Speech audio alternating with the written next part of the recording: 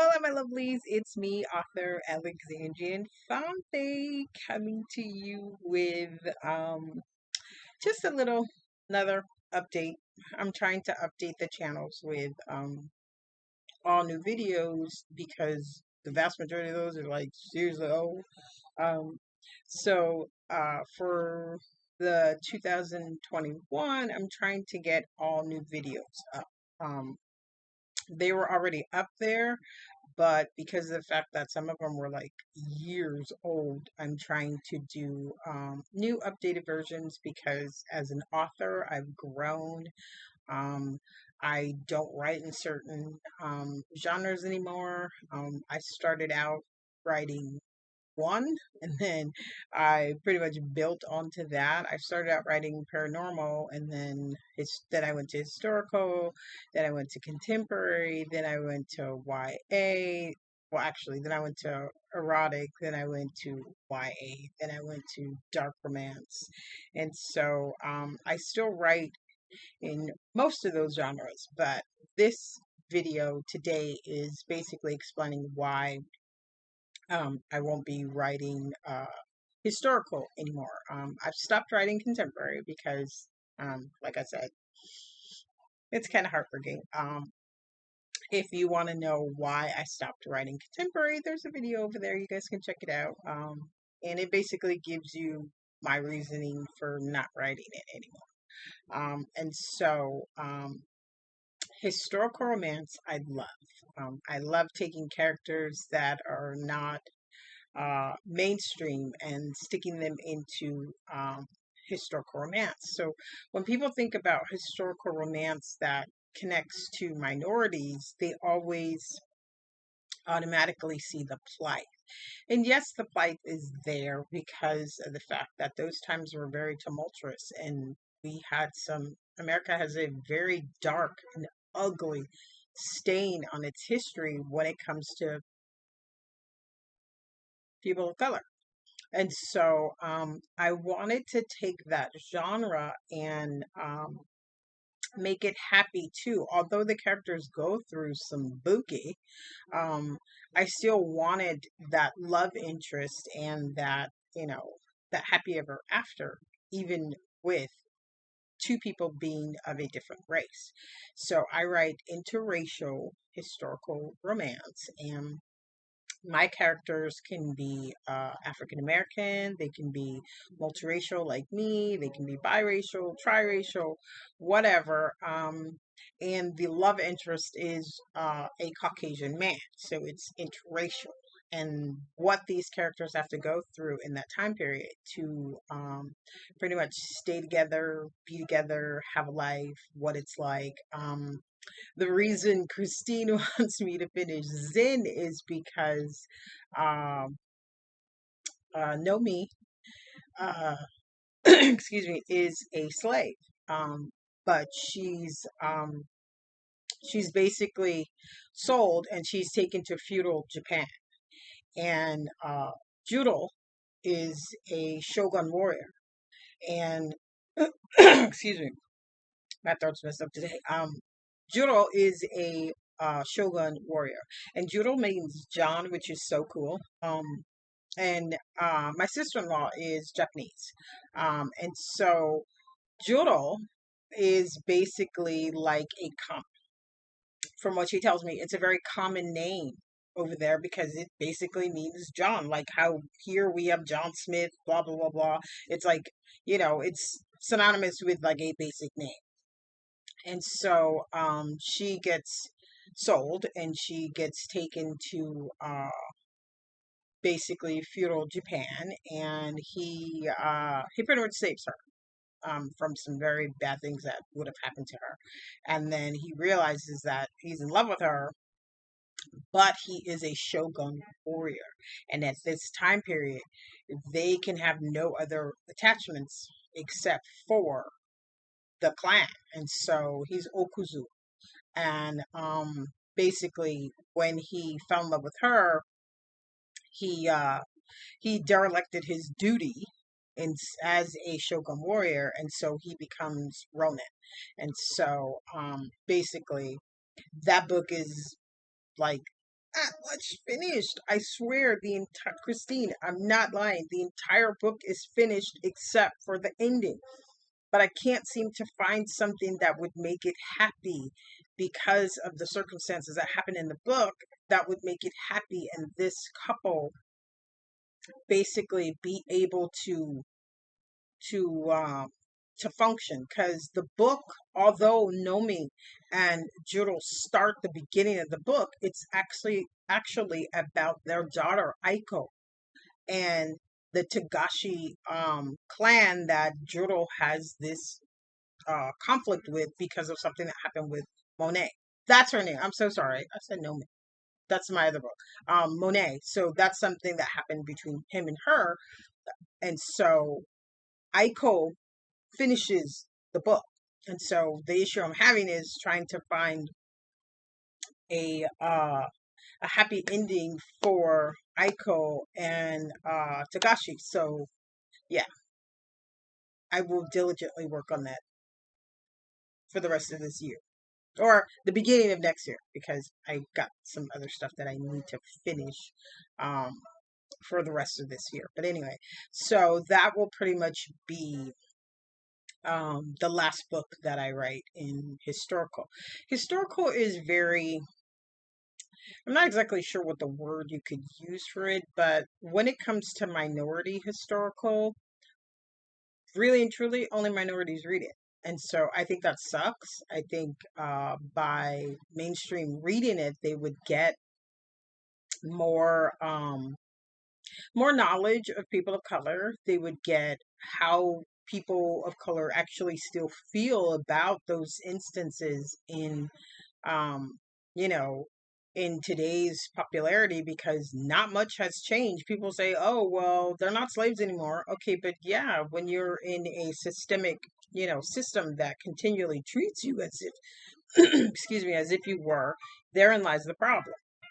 And so a lot of people think if it's a minority based um, historical romance, then everything has to do with slavery. And that's not true. Like, in total, I think I have maybe 4 books. I have 11 historical romances. That Zin would be 12. And out of those 11 historical romances, only 4 have to do with that type of subject. Um, and so, um, in A Queen Among Thieves, she's the illegitimate daughter of King John. That's a completely different time period. That's the 1600s. Um, in England's 19 Crimes, Maleficent, she's a free um, biracial girl who basically she's in 18th century England. Well, countries themselves had completely different laws where slavery was concerned. It's America that has the same, the really bad stain. And though we all still have, there was still racial inequality, of course, because it's always been that way for people of color. But each country had its different laws. Like England abolished slavery in the 1840s. Now, yes, people of color still had issues, but the fact that you could own a slave or you could bring slaves into England was no more. France, the first actual releasement, sort of, you know, um, was 1794, after Olympia penned her greatest work, comparing dark light and dark, slave versus, basically white America, I mean white France. And so Toussaint Laurent, he had an entire island in Saint Dominique that basically was free black slaves. So it's only America that has that dirty, dirty stain. So when you think of historical romance, it doesn't always have to do with, if it encompasses people of color, it doesn't always have to do with slaves running here and there and trying to be free. Now, yes, people wanted to be free, and that's the majority of the 1800s. Whereas slavery was abolished in technically 1863, but it didn't go on the books till 1865. And even after 1865, you had the Reconstruction where everything was still screwed up because now you had all these free people of color, but people still had the slave mentality. So even though they were free, they were still treated as slaves. So, but everything in minority historical doesn't have to do with that. You have pirates, you have assassins, you have in my book A Viking's Prize, a sim is she's Egyptian African, and she's an assassin. She's part of the Fadai. And so when you're thinking of, this is to my Caucasian counterparts, when you're thinking of reading a historical romance by a person of color, it does not always have to do with slavery. And it's not a guilt trip for you to make you feel bad because that is a part of your history. That's not why we write historical romance. We write historical romance interracial to show that every single Caucasian person in that time period was not like that. That's one of the reasons why people like me write interracial historical. It's to show that not every single Caucasian person who was alive in that time period was trash, because slave owners and people like that who had those types of things, I'm sorry, to me, they were trash because you used the backs of people of color to make yourself millionaires. So basically, people like to excuse it by saying, "Oh, well, it was a time period." No, I'm sorry. For a person of color, don't ever say that. Don't ever say that. Don't ever say that to them. But my whole point is every historical in that time period is not written around slavery and the Reconstruction. So give us a try. Try some of them. You will be delightfully surprised because there's a ton of books. Jan Jan writes this amazing it's sort of like an assassin type. She's a slave, but not in the sense of American type slave. It's like I think the book takes. I'm trying to remember because I read it like a real long time ago.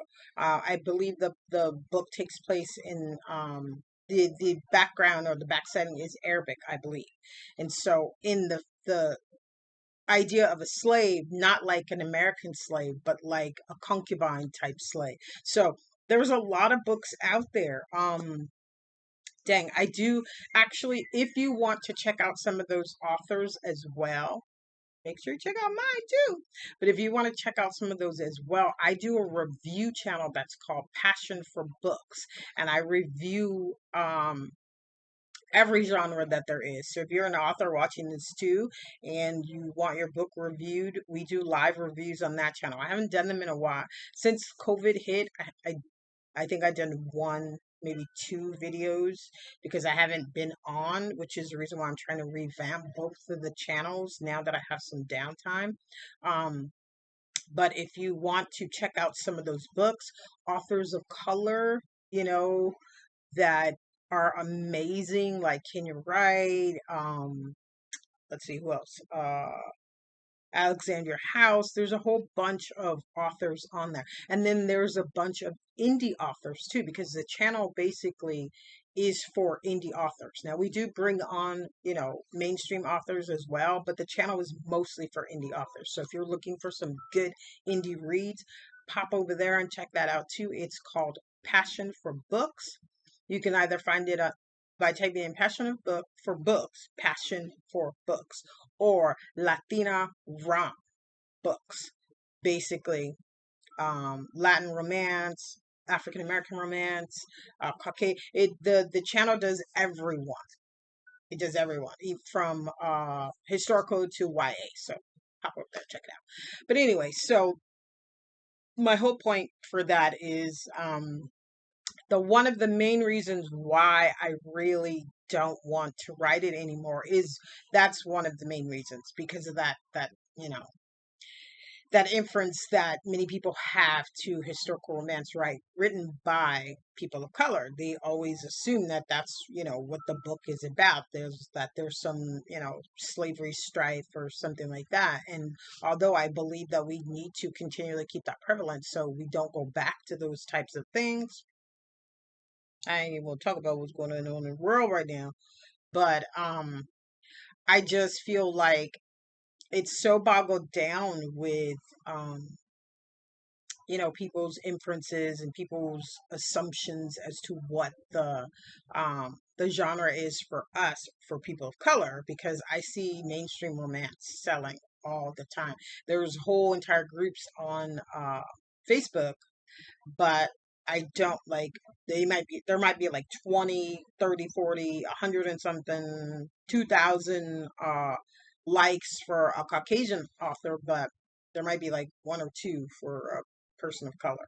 And so I just don't think that it's equal. And so I just feel like if I continue writing it, I mean, I like it, but I could technically spend my time on paranormal instead, which is where my heart is. I mean, I write historical, and I started writing historical and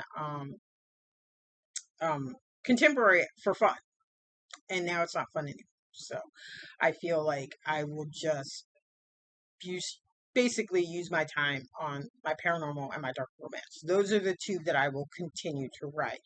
And then basically that's pretty much it. It's just my little explanation as to why I'm just not feeling the genre anymore. I mean, I love it because oh my god, period pieces, I'm so in there.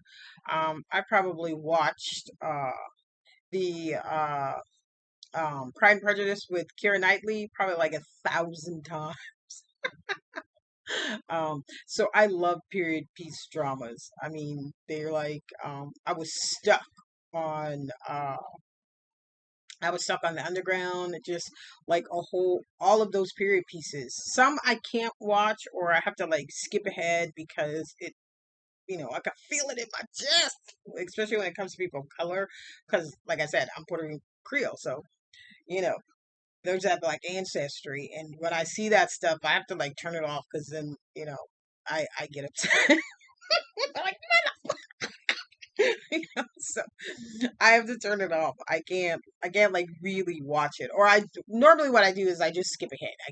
I can't see that because it just breaks my heart and it hurts me. Like the one scene where Journey Smollett had her arms out. They were like, I was like, oh Jesus, let me I couldn't watch that.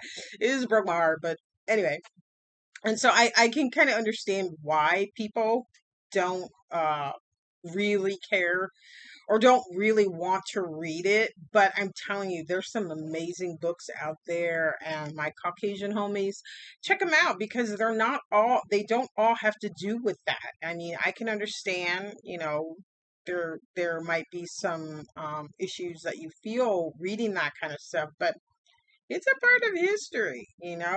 We can't like sweep that under the rug. It's always going to be there. So, because it's part of America's dirty past, whether we want to accept that or not. But my whole thing is every book in historical romance that has to do with people of color isn't like that. I mean, I have a bunch of titles that you could check out if you want something that has the angst to it. And I remember I said that I didn't write angsty work. And I would say that the reason why I don't, I try to do funny and light stuff when it comes to historical romance and contemporary is because my paranormal is so encompassing. I have to have drama out the ass for that in order to keep the readers like, involved. And then I write reverse harem, um, paranormal romance, like two of my series. You'll see that over in the other in the paranormal one, so check that out too. And so I'd like to be light with those. And so now this video is getting like way too long, and I know you guys don't watch videos that go over 15 minutes, 10 or 15 minutes, so I'm going to cut it here. But those are my reasons for not writing historical romance anymore. And it doesn't have to do with like readers per se, like me being upset with readers or anything like that. It's just like my heart's not really in it anymore. So when I finish that Zen, that will be it for me. I will finish off those series that do have like Queen Among Thieves. I have to write Thieves in the Mist, and then the Princes series, the Dukes and the Princes series. I have to finish book 5. Kings and Princes, and then that's it. Yeah, those are the only two series. So those three books and Zen is those will be my last historical romances, and then I won't write it. And that's pretty much it. Thanks guys for watching, and I will see you in the paranormal video where I get to talk about what I love. See you guys.